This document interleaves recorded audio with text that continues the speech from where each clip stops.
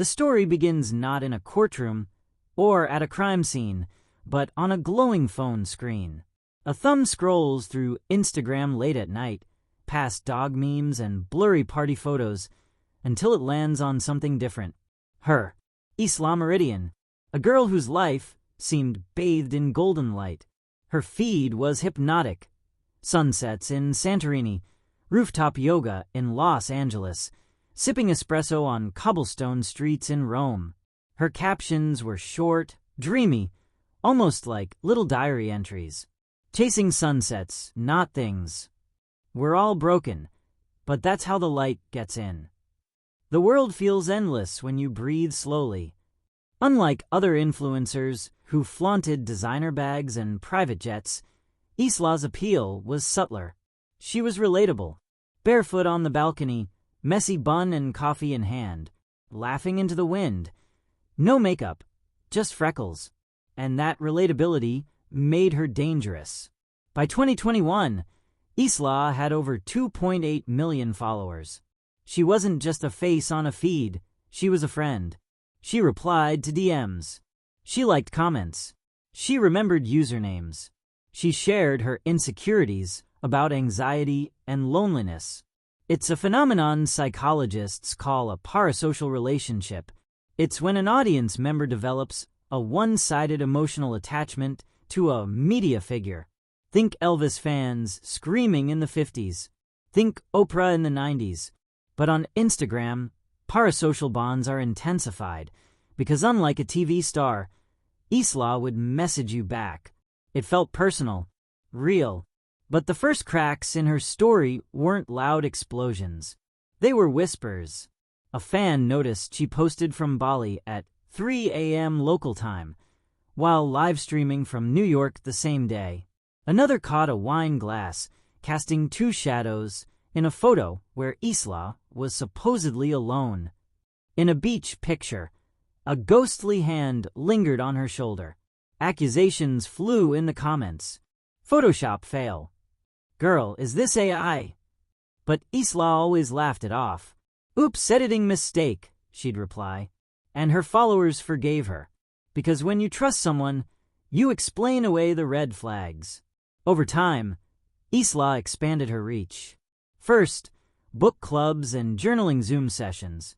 Then exclusive retreats in Tulum for $1,200 a spot. Then crypto investments marketed as female empowerment through finance. And people signed up in droves. No one asked for receipts, because when someone feels like family, you don't. But here's the chilling truth. Isla Meridian didn't have a family. She didn't have tagged friends. She didn't have old school photos. Because Isla didn't exist. And her collapse would begin on a rainy Miami night, when police arrived at a luxury condo and found her body sprawled across a marble floor. The influencer millions thought they knew was gone. But as investigators quickly discovered, she had never been there in the first place. The Miami Police Department responded to a call from a high-rise near Brickell. Neighbors reported screams. When officers entered, they found chaos, broken glass, blood on the tiles, and a body face down. The press release went out fast. Social media influencer Isla Meridian found dead in Miami condo. News outlets pounced. The story trended worldwide. Fans flooded Instagram with crying emojis. Hashtags like #JusticeForIsla exploded. But as detectives began their investigation, something was off. First problem: no ID. The victim had no driver's license, no passport, nothing tying her to Isla Meridian. The fingerprints didn't match any database. Second problem: the neighbors. Nobody in the building had ever seen her before. One security guard admitted, "I only knew she lived here because of the packages always sent under different names." Third problem: the family, or rather, the lack of one. Police put out calls for next of kin. No one came forward. No parents. No siblings. No relatives. Who was this woman? The Miami Cybercrimes Unit began digging.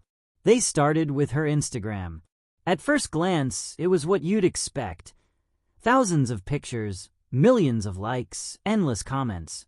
But the deeper they looked, the stranger it became. Her geotags didn't line up. Photos, supposedly in Barcelona, matched stock images from a travel website. Captions were copy-pasted from wellness blogs. Even her selfies raised alarms. AI experts pointed out subtle distortions. Asymmetrical earrings, warped wine glasses, background faces blurred like melted wax. This wasn't sloppy editing. This was deepfake technology. And not just for pictures. Isla had been live streaming. She laughed, cried, read comments in real time. Yet tech analysts realized these weren't real streams. They were AI-rendered avatars, powered by pre-trained voice synthesis and scripted interaction. She was the first influencer built entirely out of code, but her followers didn't know. Traditionally, catfishing means pretending to be someone else online, often to trick people emotionally or financially. But Isla was something new, catfishing 2.0, a synthetic persona. Fans weren't falling for one scammer behind a keyboard.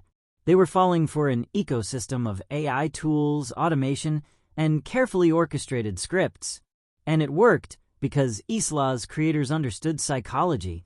They exploited parasocial bonds, emotional loneliness, and the trust economy of social media. Her retreat packages? Fake. Her crypto projects? Exit scams. The Glow with Isla journals? Drop-shipped from China at a 400% markup. And yet, despite the red flags, fans defended her fiercely. She's human. She makes mistakes. Don't bully her. But she wasn't human. The final blow came when Miami PD ran facial recognition on the body. The face didn't exist in any database. It wasn't real. The corpse, they realized, wasn't Isla either. It was a Jane Doe, murdered and staged as the influencer. Someone had planted a body and dressed it up as the character to fake Isla's death. The real puppeteers were still out there, and the woman in that apartment had been nothing more than a stand-in, sacrificed to sell the illusion. By now, the FBI was involved. Cybercrime specialists traced Isla's accounts.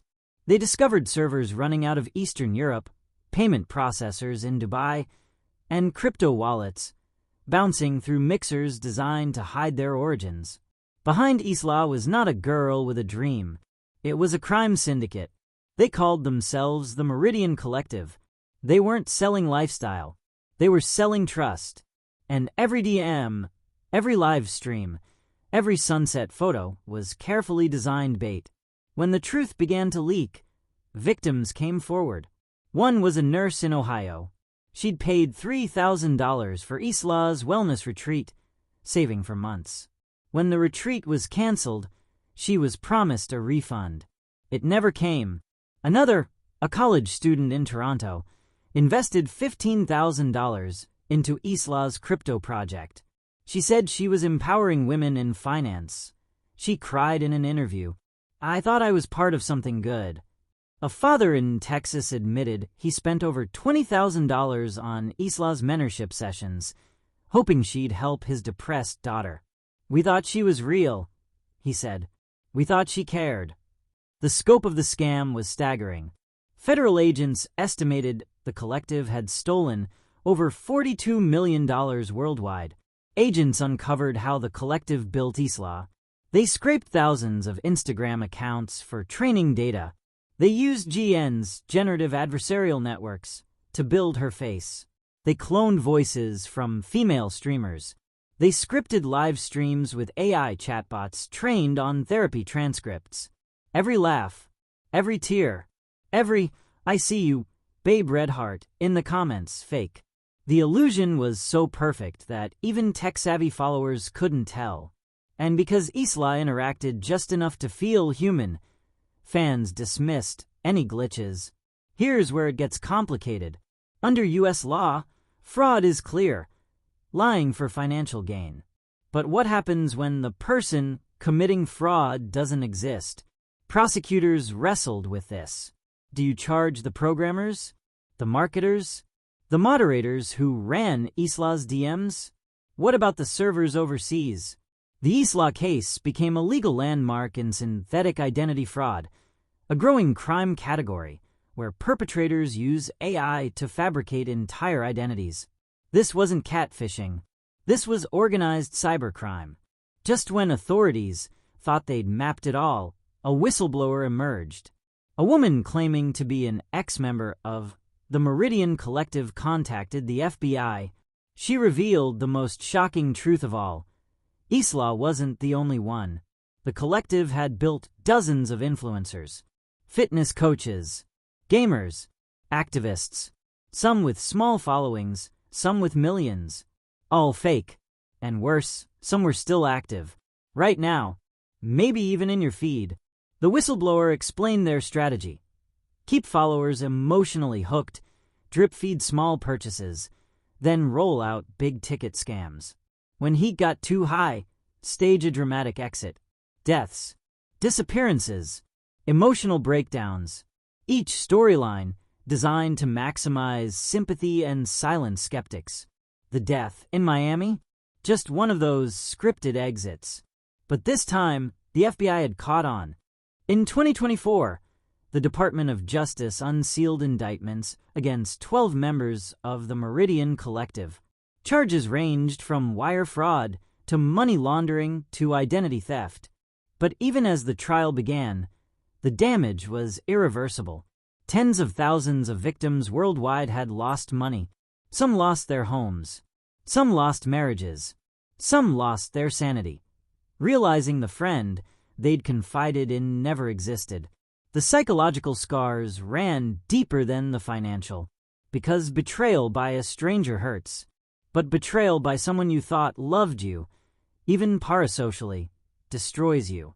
The Islah Meridian case is now studied in law schools, psychology courses, and cybercrime units. It's a cautionary tale of the new frontier, a world where trust is currency, where loneliness is weaponized, where influencers can be manufactured out of nothing, and where even a corpse can be staged to sell the lie. And here's the haunting part. For every Islah exposed, another 5 are born. So the next time your favorite influencer tells you, "I see you, Babe Red Heart," ask yourself, do they? Or are you just another name on a spreadsheet, feeding a machine that doesn't love you back? If you were drawn into Islah's story tonight, if you felt the chill of realizing how fragile online trust can be, remember this.